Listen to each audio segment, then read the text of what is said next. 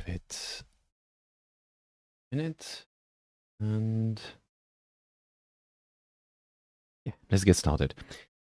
So welcome to my daily NFT market health update by me, Daniel Tanner, aka Swombat, where we look at the data about transaction volumes on the blockchain, about NFTs, and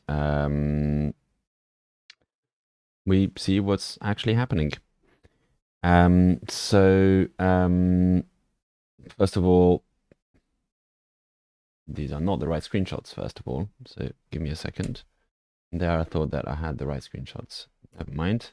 So let's start by actually having the correct screenshots in here. I was wondering why they looked so positive, because that's definitely not how things are looking at the moment.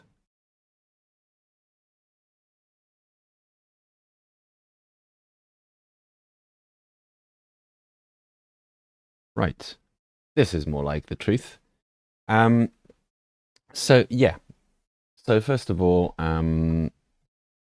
if we look at the indices right now, they're all pretty much down. They're either close to their historic lowest or at their historic lowest. And as we look in a bit more detail, yeah, that's just the way it is. If we start with the top 10, what's happened is we have this basically, like previously we've had 3 up bar charts and then 1 down and then 3 up and 1 down, and now we've actually just had 2 up and 2 down. So the index has dropped even more. It looks like it could continue to drop even more. And so as a result, unsurprisingly, we have this sorry, this is still the wrong one. This. Apologies, I'm using a new system to try and keep track of these things, which enables me to draw things on there, which maybe we'll be using a little bit.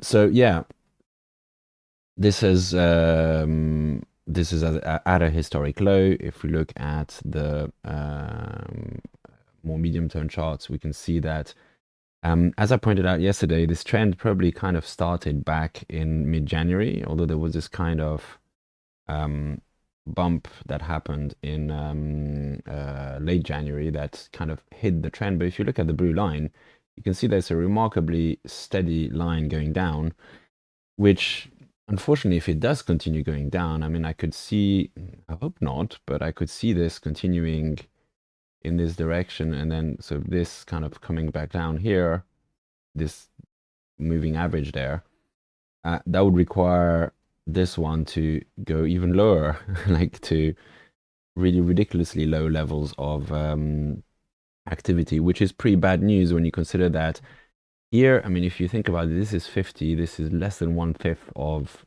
the bar. This means that in the last 6 hours across the top 10 projects, there was maybe about 10 sales, so 1 sale each on average per project. Maybe like 25 in the previous 6 hours, so like a couple of sales per project, 1 sale per project in 6-hour chunks. That is not good for projects that are meant to be leading the market and that are meant to be the blue chips that everybody wants to buy. Remember, in this data set, there's things like Mutant Apes, Bored Apes, Kongs, VFriends, Pudgy Penguins as well, which maybe is debatable, but still is included. Creatures. There's a bunch of projects of that kind. I think, what else is there? Doge Pound, Gutter Cat Gang, Cool Cats. That's a lot of projects that should be seeing some good activity, but just aren't. And right now they're just seeing glacial volumes. If we then look at, I've confused myself with all these screenshots. So yeah, so the top 10 is looking down like this. The Zeneca old index actually is kind of looking the same. We have the same sort of trend there. Again, there was a kind of bump around late January that hasn't actually lasted. they're like there also it might continue going down. I mean, it is going down right now. Again, if we look at these bar charts here, the Zeneca old, yeah, still has room to go down. The volumes could dry up completely.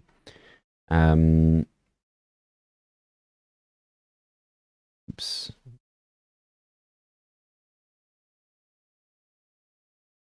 If we look at then the next index, which is the Zeneca Canoe, that one is also kind of down, but maybe not an all-time low, but you know, we're kind of quibbling at this point because it's pretty close to being the all-time low. And it's also got this downtrend that basically started in mid-January. So things started to go wrong after the euphoric bull in mid-January, and there was a kind of pump that happened in late January. I don't know why exactly. And then it returned to that trend going down. Finally, looking at the women-led index, that one is actually the clearest. There, the bump around late January was the weakest. Actually, late January is over here. So there, the trend has just been a steady downtrend throughout, and it's not breaking new ground, new lows right this moment, but you know, it has been doing that every day or two for the last few weeks. So, you know, maybe it's just taking a break and getting ready to dip even lower. So that's what the stats are telling us is going on. And then we look at what is actually happening in terms of like what the news events are on the market and so on. So, I mean, so first of all, in terms of the crypto context, obviously the lower volumes could be partly explained by the fact that the BTC, like Bitcoin, has been pumping for the last couple of days. Probably in part due to what's happening in Russia, the fact that their entire economy got frozen and they can't get their money out, and that suddenly makes it really easy to explain to people why crypto is important. I know I talked to a couple of people who aren't into crypto yesterday and talked to them about why one of the reasons why I believe it's good, and one of the reasons was, you know, it helps you avoid disaster when the government starts restricting your ability to move your funds out. All you need now is to walk out with a seed phrase and you have basically all your wealth with you. And people understand that when they see this happening at such a large scale to Russia. So that could be the reason why Ethereum, Bitcoin, etc., everything is pumping. That said, there's also other stuff going on in this market, and when I say other stuff, I mean mostly this crap. I mean, this is not even Kevin. This is the ape, the weird ape from Pixelmon. So what we are seeing in the market at the moment is a really rather strange state where, as we've seen, there are no volumes. Like the volumes are all dropping. They're all very low. The bar charts, I mean, like this is the lowest. If you draw a straight line there, this is the okay. Maybe there is one that's equally low here, but it's one of the lowest in 14 days. I looked also at the. Let me see if I can load that up. Where is the? Well, I looked also at the 45-day view of Zeneca Old, for example, and this was the lowest bar chart that we've seen in Zeneca Old in 45 days. So volumes are extremely low. There's no reason why the market should be euphoric or in the kind of late stage euphoria or anything like that. Oops. And this is also not the window I want.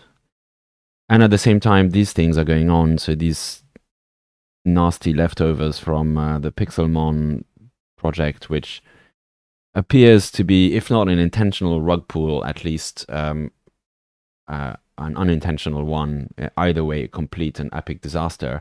Somehow these have caught people's imaginations and are being bid up to ridiculous prices. I mean, if you think about 8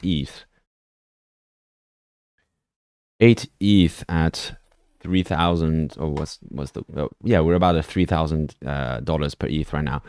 These things are selling for $24,000. This is ridiculous. This stuff is actually worthless. The game is like, there's 0.01% chance that this game will actually be delivered. Or it is some kind of cultural artifact. There's multiple of them. They're not worth $24,000. This is just absolute insanity. And as long as this is what drives the NFT market, I don't think it will recover, because any kind of smart investor is going to stay away from that and not start putting money in. And so the volumes are going to continue to decrease because no new money is coming in. Existing people know that they're not going to buy into the projects at the prices they are at now, because those prices are ridiculous. I mean, if you look at the Nifty price website, we can see that the prices of those projects hasn't really changed in the last few days. Volumes are drying up. Nobody is actually like buying anything, but the prices are staying the same. So I'm imagining all these kind of very self-satisfied diamond-handed holders were like, well, no, I'm not selling at any price, or I'm not selling, until the prices go up. And I can kind of see that behavior in myself as well in other projects where I'm sitting, I'm like, yeah, I don't feel like selling at the moment. But I'm not under the illusion that the like I'm helping the market by doing this, or that it makes the market more valuable. Not having trading activity does not make a healthy market. And I don't know, the fact that all these prices are not moving whilst the volumes are dropping makes me just distrust these prices even more.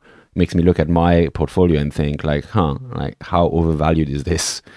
And yeah, I mean, there could be a massive correction coming at some point if this continues. I mean, if the volumes just dry up and nobody's buying anything, if this just goes to zero and this goes to zero, and all these projects are just not selling anything, at some point, somebody's going to try to reduce the price, and it is going to go down. Just like it, and the cool thing is that we have seen in this fire sale that when the price does go down, volume is there to meet it. So a market correction or 2 or 3 would probably fix this. The thing is, the market correction needs to stay. What happened here possibly is that the market corrected, but it got bought up by short-term traders who boosted the price back up and took some profits, and some of them are probably locked into this thing, thinking, or into whatever projects they bought in, thinking that their apes that they bought for 70 is actually worth 88 or whatever. And they're not realizing that it's not actually, because nobody's buying at that price. And at some point they'll realize, and they'll start to try and get out of these projects, and there'll be another market correction, and it'll be bought up by another bunch of traders who want to make short-term profits. But eventually this kind of short-term market activity will hopefully die out, run out of money, and then there will be an actual proper market correction that corrects the prices permanently, or semi-permanently, where the price drops by 30% or whatever, and it stays there. My guess is 30% is actually optimistic. I think it's probably more likely to drop down by 30% and then stay there for a bit, and then drop down by 30% again, and then stay there for a bit, and drop down by 30% again, or some kind of scenario like this. What is not, in my opinion, very likely is that we sort of hang in there at 88 ETH floor for Bored Ape, and all these kind of floors, sitting there at relatively high floors, and somehow the volumes recover by themselves and start going up, and we go up from here. I think we've got a lot of pain coming in this market in terms of prices going down. And we'll know that we're recovering when the volumes start going up. And I think that's only going to happen once the prices drop. I'm getting to the end of this. I feel like I've ranted about Kevin enough for today. So if you have any questions in the live chat, please feel free to ask them, and I can do my best to answer them.